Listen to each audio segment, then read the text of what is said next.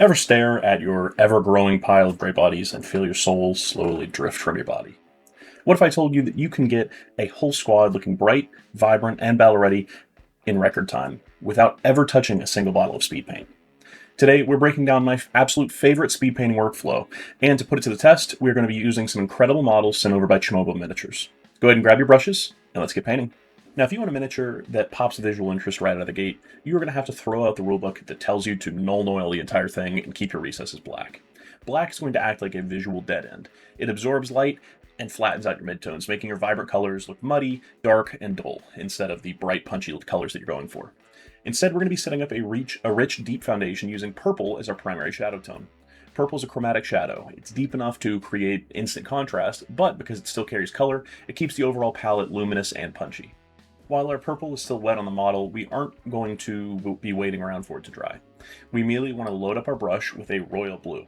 Because blue and purple sit right next to each other on the color wheel, they share a natural harmony. By placing royal blue on all of our upward-facing surfaces, as well as things that are going to catch the light, you build a natural value shift from dark to light without introducing harsh, artificial-looking white highlights too early.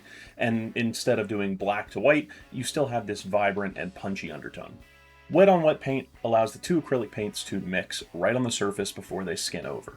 Just a few quick light strokes where the purple meets the royal blue, and boom, you have a smooth and organic gradient that tricks the eye into thinking that you've spent a lot of time layering and glazing and all this nonsense, when it really only took about 10 seconds per area. Now, if you've been in the hobby for more than 5 minutes, you have probably heard somebody talk trash about dry brushing. They call it chalky. They call it messy. They say it's only good for terrain. And you know what? They can be right. But what they've seen, or what they've done, is probably wrong. If you're just slamming a heavily loaded, half-dried dry brush straight out of the pot onto a black model and calling it a day, you're going to end up with terrible results. That's what I think is, lazy dry brushing. But today, we're leveling it up. We're going to be using a multi-stage volumetric dry brush. Think of it less like slapping paint on a model and more like painting with light itself. By building up your highlights in thin and calculated overlapping layers, you maintain all of the grit and texture of a fast technique while getting the smooth, punchy gradient of an airbrush, or something close to it. Now, we've already laid down our deep purple to royal blue wet blend, so let's talk about how we can milk every ounce of visual drama out of these blues without spending hours meticulously edge highlighting every single rivet. We're going to be running a 4-step dry brush chain, so pay close attention here, because skipping a step on this or flooding your brush will ruin the magic of the final effect. Step 1, we're going to grab our mid-tone blue, get it into our brush, and then I cannot stress this enough, wipe 90% of it off. If you think you've wiped enough off, wipe it 1 or 2 more times. You want it ghostly, very light, and I mean lightly. Sweep this over about 70% of the model's raised surfaces. You're capturing the broader volumes. You don't want to flood the recesses that we've already established, or once again, it's going to kind of screw up the effect here that we're going for in speed. Next, you're going to grab a fresh and slightly smaller dry brush and load up out with electric blue. This step is all about pushing the saturation. We're going to be hitting a tighter area, about 40% of our model, focusing strictly on the areas catching overhead light, and also making sure to direct our dry brush going from top down rather than down up. That way we only catch these surfaces that are facing upward rather than catching our kind of shadowed in areas. Now, this step is where most people are going to mess up a high contrast scheme. They're going to jump straight from blue to your highlight color, and it's going to look like a muddy, chalky disaster, because if in this case we're using yellow, blue and yellow make green, and sometimes they can do it in very wrong ways. So to fix that, we're going to be doing a 50-50 blend of our electric blue and a pale yellow right on our palette. This is going to be acting as a bridge. It's a harmonious transition that eases the eye into our upcoming highlight. For this, just go ahead and hit about 20%. So we've gone at this point from 70 down to 40, down to 20, and we really want to make sure that this is light and only those areas that we really want to punch. So for this model, it's going to be the areas that I'm drawing the eye to, so right in front of the faceplate. Go ahead and throw out your big brush. Go ahead and take a old and frayed tiny brush, or in this case, just a small dry brush. Get a tiny drop of your pure pale yellow, wipe it almost dry, and then pick out just the absolute highest, sharpest points. For this, I like to put it inside the highlights that I've established before. I don't want to establish new, fresh highlights that are just this yellow.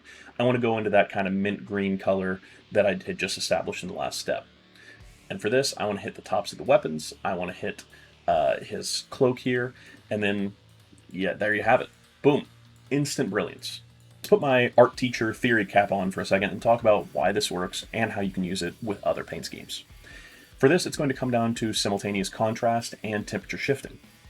Cool colors like purple and blue naturally recede. They feel deep, shadowy, and heavy. But warm colors, like our pale yellow highlights, are going to advance aggressively. They grab forcefully the human eye, and they refuse to let it go. By transitioning from a cool shadow all the way up to a really warm and high-intensity highlight, you are forcing a massive temperature contrast into a tiny space. So your brain is going to interpret that sharp shift as an intense light source, making the model look like it's literally glowing under a sci-fi spotlight. And the best part, you are most definitely not shackled to just a blue and yellow.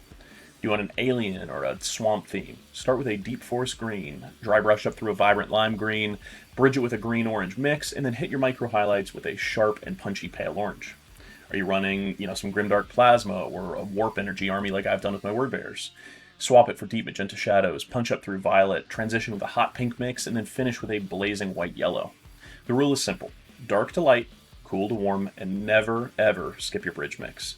Do that and you're going to crank out an entire army of jaw-dropping, vibrant miniatures in a fraction of the time. Before we finish locking in these final highlights and finish up our model, I want to talk about the awesome folks making today's video possible, Chimova Miniatures.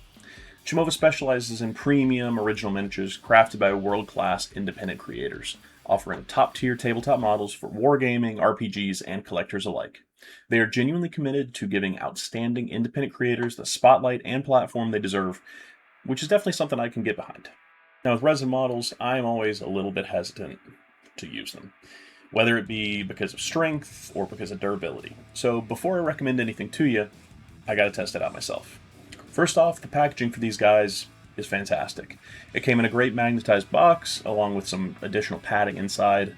Of the 10 miniatures in my set, every single one arrived completely intact with presentation that's honestly top-notch. When you open up these guys, you will notice that there are no supports to remove, no uncured sticky resin anywhere, and above all else, something that I've struggled with in my own miniature painting and resin printing, layer lines. Not a one. When checking out resin, I always want to make sure that it can hang with the wear and tear of a tabletop game. At the end of the day, models are going to get dropped, and they're going to get knocked over.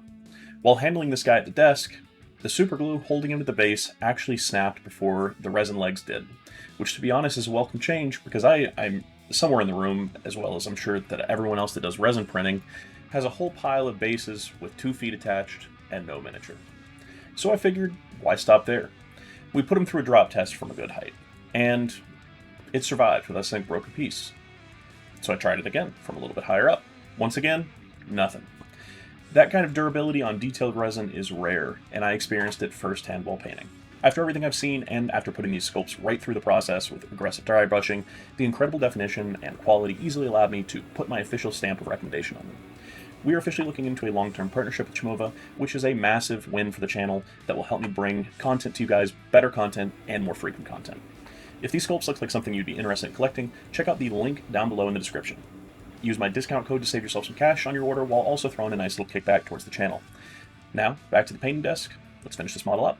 Now that our armor is glowing with that multi-stage temperature shift, we need to block in our secondary elements to ground our model. For this squad, we are keeping it classic and high contrast, gray for the gloves and a solid matte black for the rifle. Here's a crucial detail for why this workflow keeps your sanity intact. You don't need to completely cover the surface, you in fact don't want a full base coat. So I'm going to be using a somewhat watery base coat here because I don't want it to be fully opaque. That way you leave some of the original blue undertones peeking through in the recesses. Because we started with that rich purple to blue foundation across the whole model, that blue acts as a universal shadow tone for everything else. When you paint the gray over it loosely, the blue automatically fills in the shadows of the fabric and creases for you. And this touches on the big secret of why my speed painting method is so fast. At this point in the process, you completely get to stop worrying about individual recesses. When you're painting standard armies, you waste half your life hunting down every tiny crevice with a wash or a shade paint. But by establishing your volumetric shadows and midtones early, you are strictly working in midtones at this point. You slap the gray on the raised parts of the gloves, you then slap black on the weapon housing, and the model already reads as shaded, dimensional, and finished. You save tons of time and the results are going to speak for themselves. Now before we call the main blue parts done, we are going to drop one final high impact touch.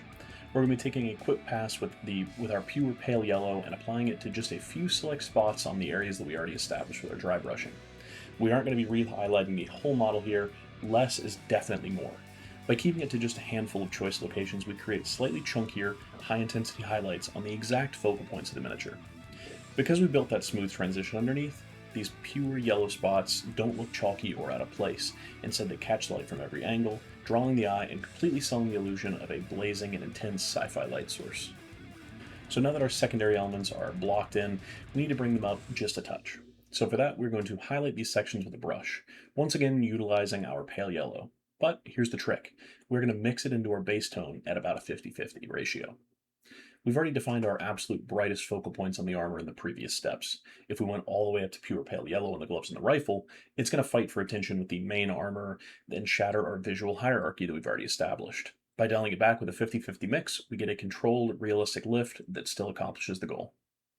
Just like how our blue undertone acted as a universal shadow tone, our pale yellow is going to function as our universal highlight color. Because every single secondary element is being mixed with that same pale yellow, it keeps all of our non-armor elements locked tightly into the exact same color family.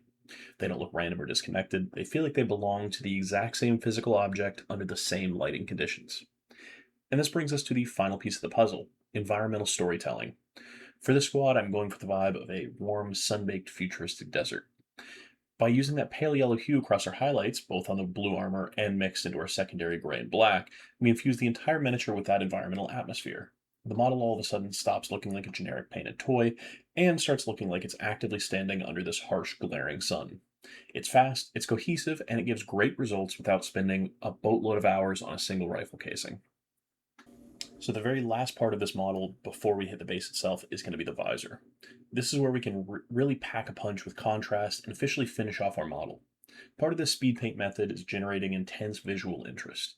We've already drawn the eye straight to this head area by way of our highlights, and now we are going to sell it with color contrast. For this visor, I want to mimic those high-end iridescent orange-tinted bike helmet visors, the ones that catch the light and shift colors as you move through them from yellow all the way through red. Now, this is going to be a speed painting workflow, so we can't spend 20 minutes agonizing over a tiny lens. We're going to execute a fast 3-part wet blend right on the visor surface. So we're going to start with a pale yellow in the outer corner. While that's wet, we're going to pull a vibrant orange in, moving towards the center of our lens. And the third step, drop a touch of red right in the very middle. Because we're working wet on wet, those 3 colors melt together instantly, creating that cool and iridescent gradient look in a matter of seconds. Now, to really sell the illusion of a glossy reflective visor under that desert sun, we have one final, very little step, but very impactful. Take some watered down pure white on the very tip of a sharp tip brush and quickly sketch in a sharp, angled line across the lens to simulate a glare or reflection. Boom! Instant glass effect, maximum contrast, 0 wasted time. Let that dry, and our miniature is officially ready for a base.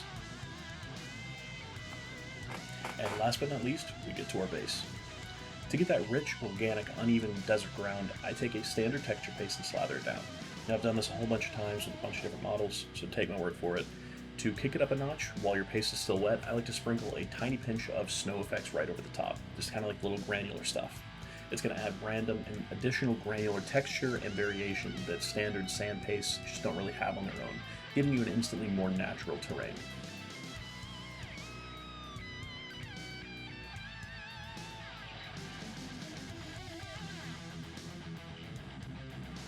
Now, I've done full breakdowns on handling pigments a whole bunch on this channel. So if you're interested in the deep dive in the mechanics of it, definitely check out some of my previous videos on the subject. In fact, just the one that I did 2 videos ago painting the boss knob from Armageddon, go full into detail about that. Check it out. But for this workflow, we're going to be taking some pigment powder and watering it. We then take that watered down pigment and splash it all the way around the base and up onto the feet of the model. You don't want to be shy with this. You want it pooling in the crevices and sloshing up against his boots. As the mixture dries, the water evaporates and leaves behind a rich and authentic dusty pigment look right into the recesses of both the base and the miniature. It completely tricks the eye into believing this mini has been marching through a dust storm, and it ties our whole paint job. Other benefit of working with these pigments is that water will just pull them right back. So if you're not happy with how it looks, get a little bit of water under your brush, and then you can just wipe it away. Now look at this guy right here. Absolute proof that you don't need to sacrifice vibrancy, and you definitely don't need to lean on a bottle of traditional speed paint to get jaw-dropping results on the table in record time. By leveraging temperature shifting, smart wet blending, and some incredible sculpts by Chimova Miniatures, we went from a mountain of unpainted resin to a head-turning and punchy centerpiece, and having a lot of fun in the process. If you want to pick up these exact models and test out these techniques for yourself, don't forget to check the links in the description down below. Use my discount code to save some cash on your order while throwing a nice little kickback towards the channel. It genuinely helps me keep bringing you guys bigger and better projects, and in addition, you can get some awesome D&D or sci-fi miniatures. That, by the way, can come either unpainted or pre-painted. Down in the comments, there will also be a link to Chimova's Discord where you can receive product updates and participate in giveaways. If you enjoyed this tutorial, hit that like button, subscribe if you're new around here, and as always, I'll see you in the next one.